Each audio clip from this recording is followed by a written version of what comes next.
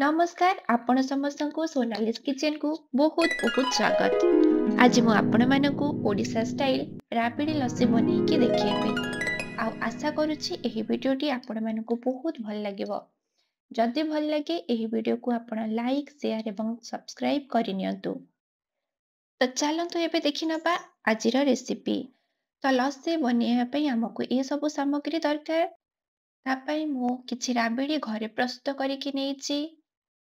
Bournvita एठी मु किछि नेइछि, किछि आइस क्यूब्स नेइछि, मोटा दही गोटे ग्लास नेइछि, ठंडा पानी गोटे ग्लास और स्वाद अनुसार चीनी।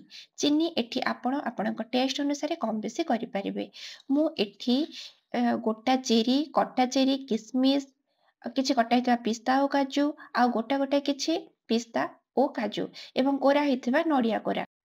एबे एठी मु गोटे ब्लेंडिंग जार नेइछि, सेथिरे मु गोटे ग्लास जो मोटा दही आगरु नेइथिली सेटाकु देली, किछि आइस क्यूब्स दउछि, स्वाद अनुसार चीनी आकु नेकी मु आकु भलो भाबरे ब्लेंड करदेबी। जदि आपनकु बेसी पानिया लस्सी दरकार ताहेले आपण एथिरे आउ किछि पानी ऐड मध्य करि परिबे। देखନ୍ତୁ ଏବେ ଆମର ଲସି ପୁରା ପ୍ରସ୍ତୁତ ହେଇଯାଇଛି। ତ ଲସିକୁ ସର୍ଭ କରିବା ପାଇଁ ମୁଁ ଏଠି 2ଟି ଗ୍ଲାସ୍ ନେଇଛି। ଆଉ ସେଥିରେ ଆମେ 2ରୁ 3 ଚାମଚ ଲେଖାଏଁ ରାବିଡ଼ି ନେଇଯିବା। ରାବିଡ଼ି ଦେଲା ପରେ ତା ଉପରେ କଟା ହେଇଥିବା କାଜୁ, କିସମିସ୍ ଓ ପିସ୍ତାକୁ ଆମେ ଦେଇଦବା। ତାପରେ ଆମେ କିଛି ଖଣ୍ଡ ଖଣ୍ଡ କରିକି ରଖିଥିବା ଚେରିକୁ ମଧ୍ୟ ଦେଇକି ସଜେଇ ନବା। ବ୍ଲେଣ୍ଡ କରିକି ରଖିଥିବା ଦହି ଏବେ 2ଟି ଗ୍ଲାସରେ ଆମେ ଢାଳି ନବା। ତା ଉପରେ ଗାର୍ନିସିଂ ପାଇଁ କିଛି ନଡ଼ିଆ କୋରା ଦବା। ନଡ଼ିଆ କୋରା ଦେଲା ପରେ 2ରୁ 4 ଚାମଚ ଲେଖାଏଁ ଆଗରୁ ପ୍ରସ୍ତୁତ କରିଥିବା ରାବିଡ଼ି ଦବା।